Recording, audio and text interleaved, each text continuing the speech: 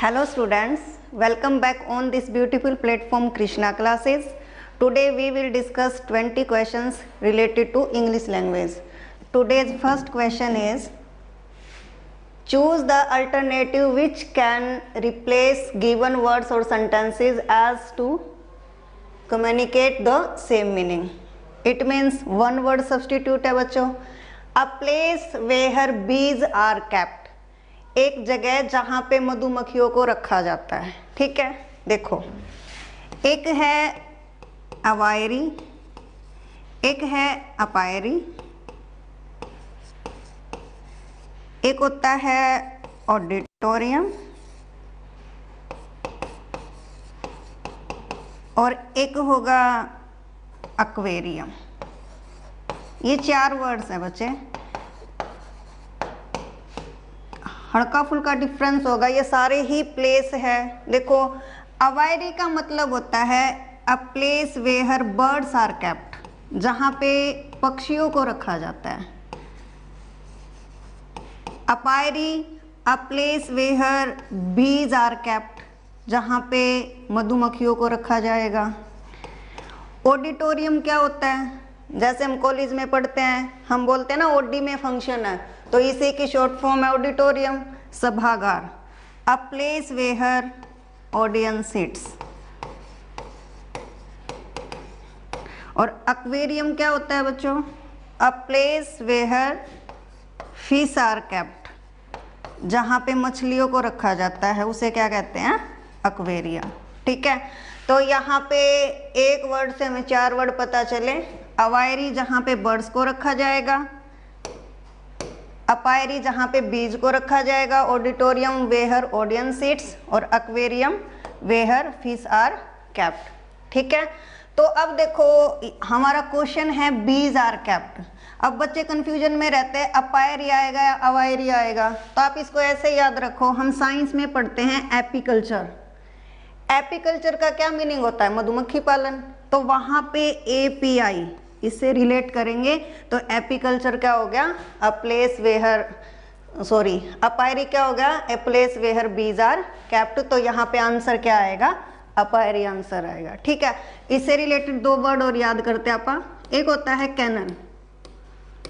Canal का meaning है a place where dogs live, जहाँ पे कुत्ते रहते हैं, उस प्लेस को क्या कहेंगे? कैनल. एक पेन या स्टाई. पेन और स्टाई का क्या मीनिंग होगा? वेयर पिग, जहाँ पे सुअर रहते उस स्थान को या तो पेन बोलेंगे, PEN. ठीक है, याद रखेंगे. पेन ये भी है, पेन ये भी है, तो यहाँ पे PENSTY, पेन बोलो या स्टाई बोलो, जहाँ पे पिग रहते उस प्लेस को क्या कहेंगे? पिग, पेन या स्टाई. डन. यानी हमें 6 वोकैब याद होगी. ठीक है, जू, जू हमें पता है, ये बी ऑप्शन में. चिड़ियाघर, एक्वेरियम, अवायरी. ठीक है, तो अपना फर्स्ट क्वेश्चन का आंसर क्या रहेगा? A, apiary. क्लियर. अब नेक्स्ट क्वेश्चन पे चलते हैं. If she blank her identity card, she blank punish for her carelessness. देखो बच्चों, यहाँ पे कंडीशनल सेंटेंस है. इफ किसको दिखाएगा? इफ एक कंजंक्शन है जो किसको दिखाता है? कंडीशन को. भी यदि तुम ऐसा करोगे तो ऐसा होगा, यदि तुम मेहनत करोगे तो पास हो जाओगे. भी पास होने के लिए क्या कंडीशन है? मेहनत करनी पड़ेगी. यानी इफ क्या दिखाता है? Conditional sentence. तो आप याद रखेंगे, यदि इफ क्लोज में वर्ब की फर्स्ट फॉर्म या फिफ्थ फॉर्म है, फिफ्थ फॉर्म का मतलब क्या होगा? फर्स्ट फॉर्म के साथ एस या ईएस, तो नेक्स्ट सेंटेंस में विल फर्स्ट आएगा. यदि इफ क्लोज में सेकंड वर्ब है तो यहाँ पे वुड फर्स्ट आएगा. और यदि इफ क्लोज में हैड प्लस वर्ब की थर्ड फॉर्म है तो यहाँ पे आएगा वुड हैव प्लस वर्ब की third form. Done. If condition को शो करेगा तो कंडीशनल सेंटेंस का ये पैटर्न है. यदि इफ क्लोज में फर्स्ट फॉर्म या फिफ्थ फॉर्म है तो विल फर्स्ट आएगा.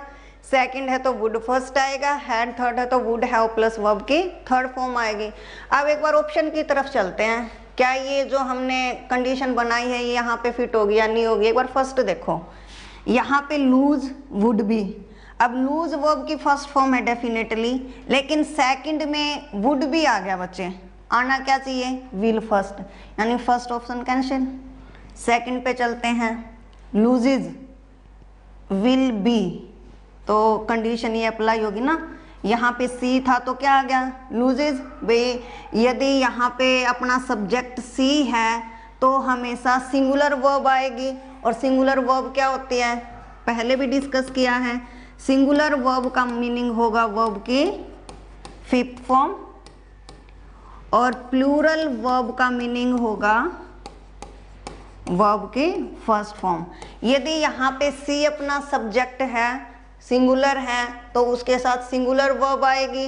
सिंगुलर वर्ब क्या है वर्ब की फिफ्थ फॉर्म, यानी फर्स्ट फॉर्म के साथ एस या ईएस। यदि यहाँ पे ये आया तो नेक्स्ट में विल फर्स्ट आएगा, तो विल बी आ गया। अब कई बच्चे बी में भी कंफ्यूजन में रहते हैं, देखो बच्चों बी वॉज बीन, ये बी की ये बी है ये बेस फॉर्म है, ठीक है, इसको फर्स्ट फॉर्म बोलेंगे, इसको सेकंड फॉर्म बोलेंगे, इसको थर्ड फॉर्म बोलेंगे। जो फर्स्ट फॉर्म है उसका मीनिंग है is am are, second form का मतलब है बच्चे वॉज वर, और उसके बाद है बीन, ठीक है। तो यहाँ पे विल फर्स्ट आई है, यहाँ पे फिफ्थ फॉर्म है, यानी ऑप्शन बी करेक्ट है। यदि आप थर्ड ऑप्शन की तरफ चले तो यहाँ पे विल फर्स्ट विल बी, ये तो अपना कंडीशन में ही नहीं है कहीं पे भी rule. After that loses would be, यहाँ पे विल बी होना चाहिए था, फिर ठीक हो सकता था। इसका मतलब कौन सा ऑप्शन ठीक है, बी ऑप्शन ठीक है। डन, नेक्स्ट क्वेश्चन पे चलते हैं हम। One who is engaged in fighting a battle और वॉर। देखो बच्चों दो वर्ड याद रखेंगे, एक होता है बेलिगेरेंट, एक होता है बेलिकोस। जहाँ पे BELLI आ जाए वो फाइट को दिखाएगा, ठीक है, वो किसको दिखाएगा फाइट को।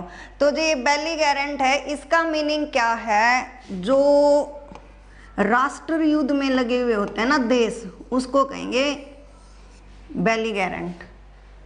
बेलिकोस का मीनिंग क्या है, बेली आ गया तो है तो फाइट ही, लेकिन बेलिकोस का मतलब है कोई बंदा जो फाइटिंग का शौकीन है, जैसे a person who is fond of fighting, ठीक है। और बेलिगेरेंट का मतलब है नेशन एंगेज्ड इन फाइटिंग, ये बड़े लेवल पे होगा बच्चे, और ये यहाँ पे कोई बंदा होगा, तो दोनों में डिफरेंस है। यहाँ पे one who is engage in fighting a battle और वॉर, युद्ध में लगा हुआ, मेनली यहाँ पे किसकी बात है, नेशन राष्ट्र की बात है, तो यहाँ पे बेलिगेरेंट, ठीक है। बेलिकोस का मीनिंग क्या होगा, a person who is fond of fighting, कोई बंदा जो फाइटिंग का शौकीन है उसे क्या कहेंगे बेलिकोस। डन, ऑप्शन तो अपना डी हो गया। तो एक बार इन जो अदर ऑप्शन उनके मीनिंग भी चेक कर लेते हैं। फाइटर पता है आपको, लड़ने वाला। मिलिट्री पता है। एमेच्योर क्या होता है, देखो बहुत बार पूछा जाता है बच्चों एमेच्योर। एमेच्योर का मीनिंग है a person who is act only for his pleasure not professionally, in other words non professional. शौकिया, जो सिर्फ अपने शौक के लिए काम करता है, प्रोफेशनली काम नहीं करता, उसे क्या कहेंगे एमेच्योर बोलेंगे। जो सिर्फ अपने शौक के लिए काम करेगा, नॉन प्रोफेशनली। आप ये भी बोल सकते हैं इनएप्ट, जो ज़्यादा निपुण नहीं है। हम ये भी बोल सकते हैं इनएक्सपर्ट, जो ज़्यादा एक्सपर्ट नहीं है। हम इसको बिगनर भी बोल सकते हैं, नोविस भी बोल सकते हैं, ठीक है। इसके सारे सिनोनिम्स होंगे, amateur, non professional, inept, inexpert, novice, ये सारे क्या हैं एमेच्योर के सिनोनिम्स हैं। शौकिया, ठीक है। Who does acts only for pleasure not professionally. ठीक है, इसको याद भी रख सकते हैं। कैसे, इसका मीनिंग कैसे याद रखेंगे? ए को छोड़ दो, एक बार मैच्योर से याद रख लो। जब आप मैच्योर हो जाएंगे तो सीधी सी बात है, पैसे के लिए ही काम करेंगे। कब पैसे के लिए काम नहीं करते, शौक पे करते, जब तक आप मैच्योर नहीं होते। तो यहाँ पे अमेच्योर से ऐसे भी याद रख सकते हैं आप, शौक, या जो सिर्फ प्रोफेशनली काम नहीं करता, शौक के रूप में काम करेगा। डन। नेक्स्ट क्वेश्चन पे चलते हैं। Choose the alternative which best expresses the meaning of the given idiom phrase. एक इडियम फ्रेज है to eat one heart out. मुहावरा है बच्चे, to eat one heart out. इसका मीनिंग है टू सफर साइलेंटली। भाई जो सफर, ठीक है, मतलब टू ईट, ईट मैंने खाना, हर्ट मैंने दिल को, मतलब अपने अंदर ही अंदर सारी चीज जो सफर करेगा उसे क्या कहेंगे? To eat one heart out, to suffer silently. To cry, चिल्लाना, टू लाफ, हंसना, प्रिटेंड टू सफर, सफर करने का बहाना करना। लेकिन इसका राइट आंसर क्या होगा? To suffer silently. जो मतलब बिना बोले ही सब कुछ सहन करता है उसे क्या कहेंगे?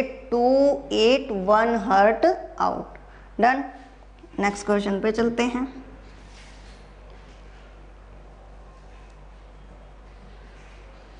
एक सेंटेंस है बच्चों, कॉमन एरर बतानी है। कहाँ पे एरर है? देखो, I am not wealthy so I can not afford to buy a expensive car. ठीक है,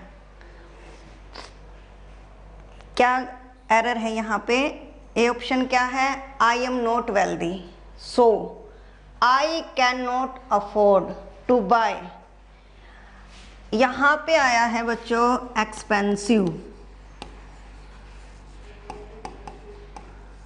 अब मुझे ये बताओ, एक्सपेंसिव में वोवल की साउंड है या कॉन्सोनेंट की साउंड है? आप बोल के देखेंगे। एक्स, ए की साउंड है। ए क्या है? हिंदी वाले स्वर और व्यंजन की बात कर रहे हैं हम, इंग्लिश वाले स्वर और व्यंजन की बात नहीं कर रहे। स्वर है ना। और हमें पता है जब आप आर्टिकल यूज करते हैं तो आर्टिकल में क्या होगा? स्वर के साथ एन आएगा, व्यंजन के साथ ए आएगा। यदि व्यंजन की साउंड है तो क्या लगाते हैं? ए, और स्वर की साउंड है तो क्या लगाएंगे? एन। बट यहाँ पे क्या आया है? To buy a expensive car, an expensive car. तो यहाँ पे एरर क्या होगी बच्चे? आर्टिकल की एरर है, एन आएगा। To buy an expensive car. याद रखेंगे, आर्टिकल में आप बोल के देखते हैं हिंदी वाले स्वर और व्यंजन, ऐसे लेके ए, आ, ई, ऊ, ए, ऐ, ये क्या होंगे? स्वर होंगे। और व्यंजन कैसे लेके गए तक क्या होंगे? व्यंजन होंगे। यदि प्रोनाउंसिएशन के ड्यूरिंग वोवल की साउंड है देन वी यूज एन, और कॉन्सोनेंट की है then we use a. Clear? यानी गिवन ऑप्शन सी में गड़बड़ है तो आप सी फिल करेंगे। ठीक है, नेक्स्ट क्वेश्चन पे चलते हैं।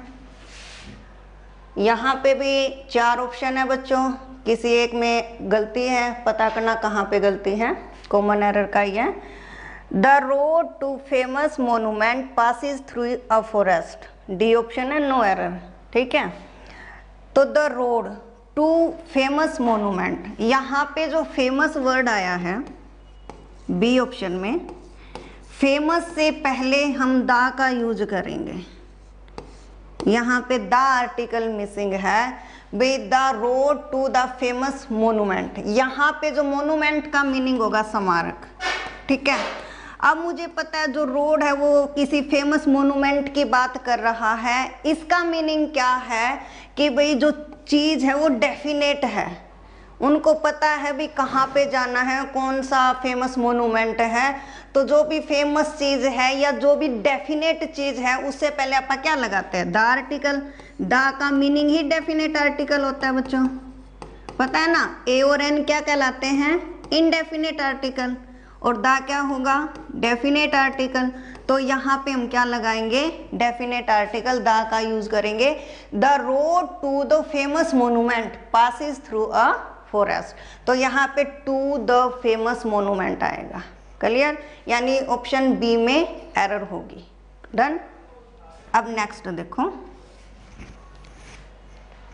We were brought up in a village and my grandfather was a simple and quite illiterate। ठीक है, 4 ऑप्शन है, फिशेंट, प्लीजेंट, पीजेंट, मैन। देखो फिशेंट का मीनिंग क्या है, हम जीके में भी पढ़ते हैं ना, फिशेंट तितर, प्लीजेंट खुशनुमा, पीजेंट फार्मर किसान, मैन का मीनिंग आपको पता ही है बच्चों। ठीक है, तब ये क्या बोल रहा है, देखो यदि अपनी वोकैब स्ट्रॉन्ग है तो आप इसको कर ही सकते हैं। We were brought up in a village, जो हमारा पालन पोषण है वो गांव में हुआ। And my grandfather was a simple, और जो मेरे दादाजी है वो साधारण से किसान थे। ठीक है, एंड क्वाइट इलिटरेट, इलिटरेट का मीनिंग क्या होगा, इलिटरेट का मतलब होता है अनपढ़। अनपढ़ का मीनिंग है one who does not know how to read and write, जिसको लिखना पढ़ना नहीं आता उसको इलिटरेट बोलेंगे। अब कई बच्चे इसको अनएजुकेट भी बोल देते हैं, बट इलिटरेट और अनएजुकेट में डिफरेंस है। इलिटरेट होता है अनपढ़ और अनएजुकेट है अशिक्षित। अशिक्षित का क्या मीनिंग है, हैविंग लेस नॉलेज, जिसको कम नॉलेज होती है ना वो अनएजुकेट होता है। इलिटरेट का मतलब है जिसको पढ़ना लिखना नहीं आता। ठीक है, तो दोनों में डिफरेंस, इनके मीनिंग याद रखेंगे। तो अपना जो क्वेश्चन है, वी वर विलेज एंड, ये तो नहीं आ सकता फिशेंट भी नहीं, मैन का कोई यहाँ पे बात ही नहीं है। वो क्या बोलना चाहता है, रेफरेंस से भी गांव का माहौल है तो वो पीजेंट किसान की बात करागा, फार्मर की, तो यहाँ पे क्या आएगा, पीजेंट आंसर आएगा। क्लियर, नेक्स्ट क्वेश्चन पे चलते हैं। It was a perilous journey across the mountains. देखो पेरिल, जो ये पेरिलस आया है इससे रिलेट करेंगे। ये इस क्वेश्चन में क्या पूछ रहा है, सेम मीनिंग,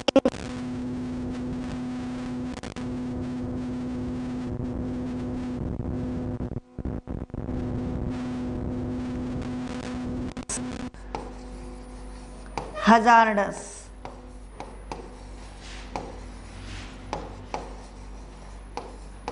रिस्की, अनसेफ, ये इसके सारे सिनोनिम्स हैं। पेरिलस के डेंजरस है, हजार्डस है, रिस्की है, अनसेफ है। ठीक है, तो अब चेक करो इनमें से कोई वर्ड है या नहीं है रिस्की। पेरिलस का मीनिंग क्या होगा, रिस्की। थ्रिलिंग क्या होता है, थ्रिलिंग रोमांचक, टायरिंग उबाऊ थका देने वाला, बोरिंग, और डेडली, डेडली बिल्कुल नीरस। ठीक है, तो यहाँ पे इसका आंसर क्या होगा, ए होगा, रिस्की। क्लियर, नेक्स्ट क्वेश्चन पे चलते हैं। We have made tentative plans for a holiday. यहाँ पे क्या पूछा है बच्चों, टेंटेटिव, अंडरलाइन वर्ड टेंटेटिव है, इसका अपोजिट मीनिंग बताना है। अपोजिट मीनिंग क्या है, पहले तो टेंटेटिव का मतलब ही क्या होता है,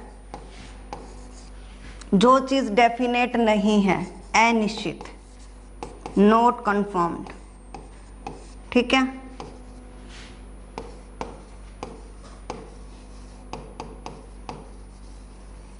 टेंटेटिव का मीनिंग क्या होगा, अनिश्चित, जो कंफर्म नहीं है। तो परमानेंट, स्थायी, केयरफुल, डेफिनेट, निश्चित, एलाबोरेट, विस्तार से वर्णन करना, विस्तृत। ठीक है। तो अब टेंटेटिव का मीनिंग यदि अनिश्चित है, अनकन्फर्म्ड है, नॉट कन्फर्म्ड है, तो इसका अपोजिट क्या होगा? डेफिनेट, निश्चित। डन। तो एक बार परमानेंट को देखो बच्चों। परमानेंट का मतलब क्या होगा? स्थाई। इसको हम एवरलास्टिंग भी बोलते हैं, एवरलास्टिंग। इसको हम परपेचुअल भी बोलते हैं, अनंत। इसको हम एटर्नल भी बोलते हैं, ठीक है। तो इन सब का मीनिंग है अनंत। याद रखेंगे परमानेंट के सिनोनिम्स क्या हैं? Everlasting, perpetual, eternal.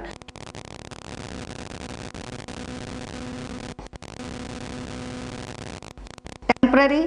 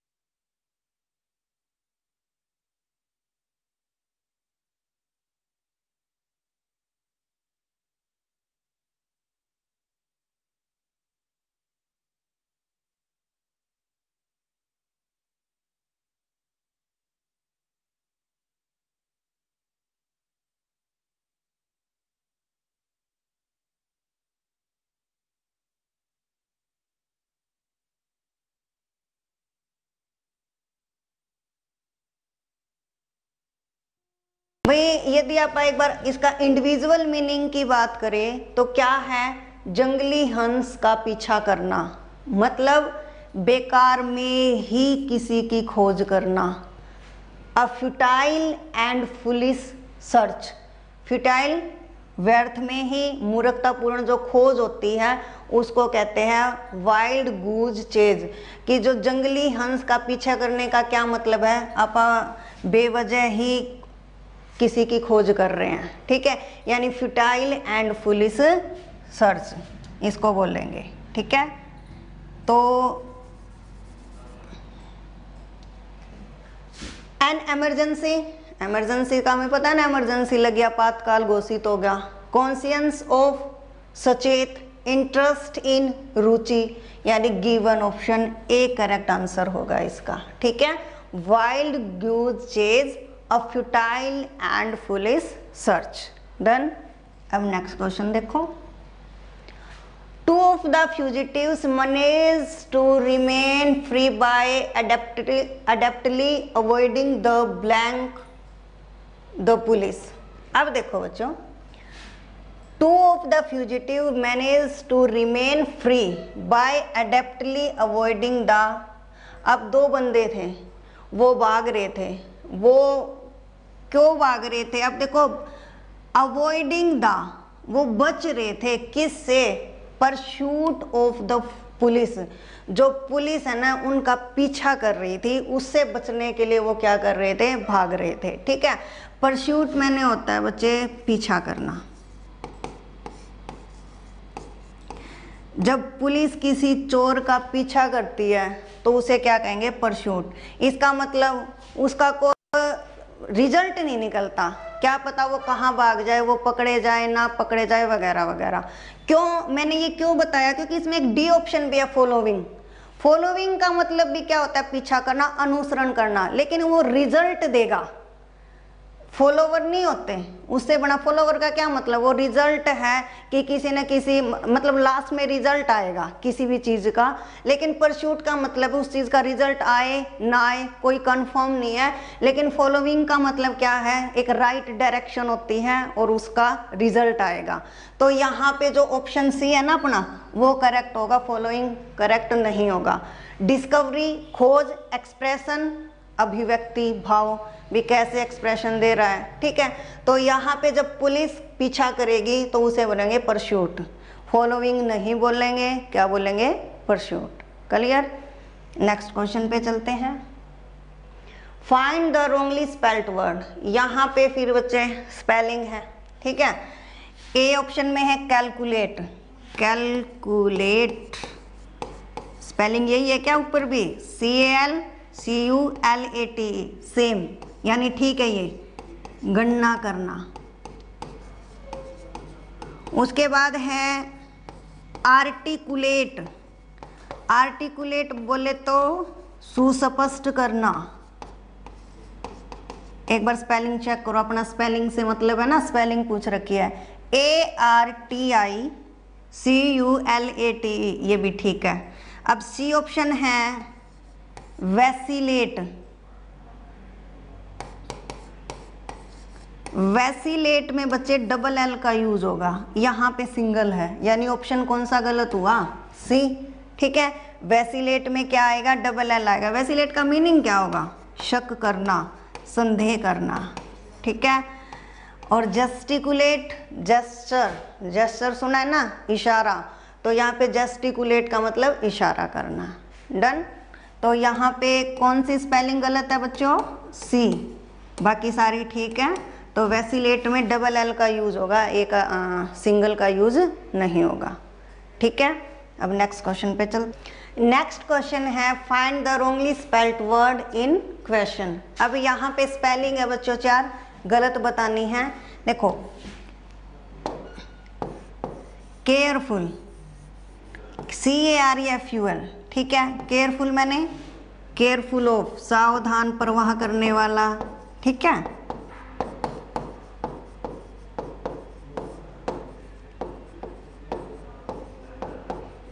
सावधान है, परवाह करने वाला है। तो यहाँ पे जो अपनी स्पेलिंग केयरफुल, ठीक है। उसके बाद स्किलफुल, देखो स्किलफुल में बच्चे डबल एल का यूज होगा, यहाँ पे सिंगल है यानी ऑप्शन बी में गड़बड़ होगी, सीधी सी बात है। स्किलफुल निपुण, ब्यूटीफुल सुंदर, अनमाइंड लड़कियों के लिए यूज किया जाएगा, अनमाइंडफुल जिसमें दिमाग कम हो, ठीक है। तो यहाँ पे स्किलफुल की स्पेलिंग गलत होगी, क्लियर। डबल एल का यूज होगा, सिंगल एल का यूज नहीं होगा। डन। अब नेक्स्ट क्वेश्चन पे चलते हैं। He said glorying at his opponent. Glorying best expresses the meaning, यानी glorying का सेम मीनिंग बताना है बच्चों, सिनोनिम्स बताना है, सेम मीनिंग बताना है, ठीक है। अब देखो जो ग्लोरिंग है उसका मीनिंग होता है तिरछी निगाह से देखना, तिरछी या धमकी भरी निगाह से देखना,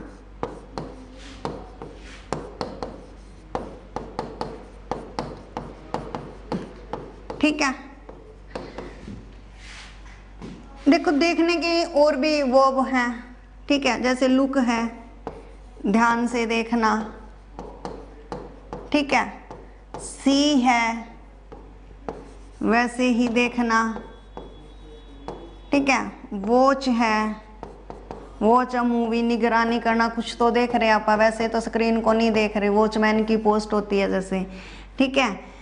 और स्टेयर है घूरना, ठीक है। पीप जो है ना अपनी बहुत सारी ये हैं बच्चे देखने की क्रियाएं हैं, हल्का फुल्का डिफरेंस रहता है समय, तो आपको ये भी पता होनी चाहिए।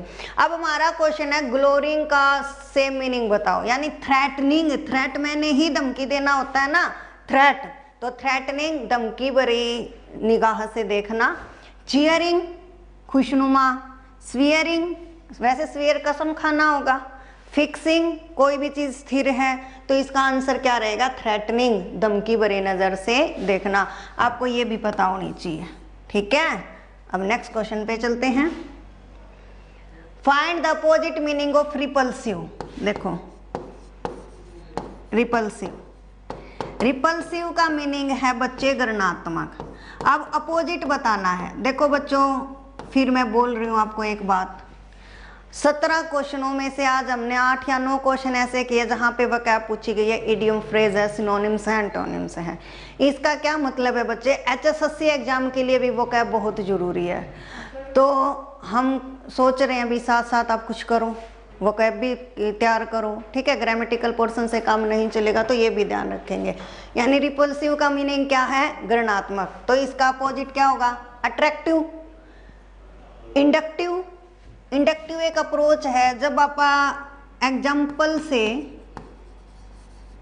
रूल की तरफ चलते हैं तो उस अप्रोच को कहते हैं इंडक्टिव, आगमन। मतलब पहले मैंने कोई एग्जाम्पल दिया आपको, फिर बताया इसका रूल, तो उसको क्या कहते हैं, इंडक्टिव। अटेंटिव, अटेंटिव का मतलब क्या होता है, बिल्कुल अटेंटिव है, ध्यान से सब कुछ करता है, ठीक है। डल, नीरस, तो रिपल्सिव का हिंदी में मीनिंग है घृणात्मक, इसका अपोजिट होगा अट्रैक्टिव, आकर्षित करने वाला, ठीक है, आकर्षित। डन। नेक्स्ट क्वेश्चन पे चलते हैं। In the sentence given below choose the part which contains error. 4 option है बच्चे, एरर पूछ रखी है। A customer usually goes to a bank to deposit and withdraw money or apply for loan. अब यहाँ पे सी ऑप्शन में गड़बड़ है बच्चे। एक चीज देखो, टू ए बैंक, टू आया तो यहाँ पे डिपॉजिट है, तो कंफर्म है भी यहाँ पे भी टू के बाद फर्स्ट फॉर्म ही आएगी, ठीक है। यहाँ पे भी टू के बाद फर्स्ट फॉर्म आएगी। देखो एक होता है विथड्रॉ, विथड्रू, विद ड्रोन, ठीक है।